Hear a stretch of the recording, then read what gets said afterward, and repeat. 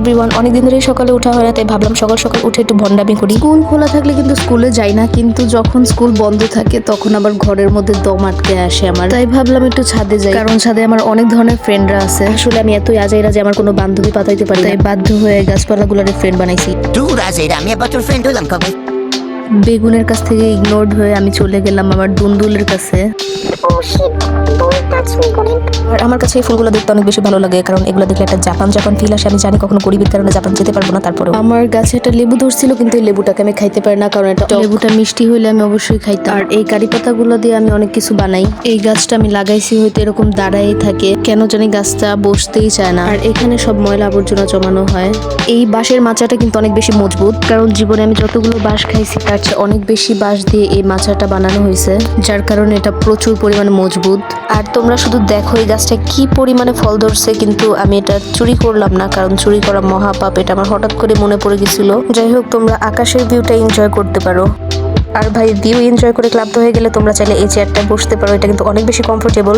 আর comment করো তোমার ওই বান্ধবীর নাম বা বন্ধুর নাম যাকে তুমি এই চেয়ারটায় বসায় ঘুরাইতে চাও সারা দুনিয়া। আসলে এই চেয়ারটা না তোমাদেরই বসানো দরকার, কারণ তোমরা লাইক না করে এখনো বসে আছো।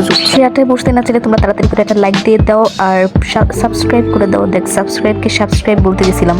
যাই হোক, এটা হচ্ছে আমার অ্যাস্থেটিক টেবিল, যেটা আমি অনেক কষ্ট করে অনেক জোড়াতালি দিয়ে বানাইছি। আর এটা হচ্ছে একটা মিনি বই, এই বইটা কিন্তু অনেক কাজের। আচ্ছা, তোমরা আমাকে আইডিয়া দিতে পারো যে আমার টেবিলটাকে কিভাবে সাজালে অনেক বেশি অ্যাস্থেটিক আর সুন্দর লাগবে, কারণ আমার মাথায় কোনো বুদ্ধি নাই, আমি কিভাবে সাজাবো বুঝতেই পারি না। আর এটা হচ্ছে আমার পুরা রুম, যেটা অনেক বেশি মেসি আর অগোছালো বয়লার ভাঙ্গারের মতো হয়ে আছে। তো এটাকে এক তরিতে আমি পরিষ্কার করে ফেললাম। গাছ ঠাস করে আমি অনেক বেশি ক্লান্ত হয়ে বসছি। এখন আমি আবারও ঘুমাবো, ভাল্লুকের মতো একটা ঘুম দিব। সকাল 6টার মতো বাজে, 8:30 পর্যন্ত বা 8টা পর্যন্ত ঘুমাবো। বাজে এখন ঘুম থেকে উঠে আমি আমার রুমটা দেখাইতেছি যে কেমন লাগে। সকালের দিকে আমার রুমে এত বেশি আলো আসে যে আমার আর লাইটের দরকার হয় না। এরপর আমি আজের অনেকগুলো লাইট জ্বালায় রাখছি।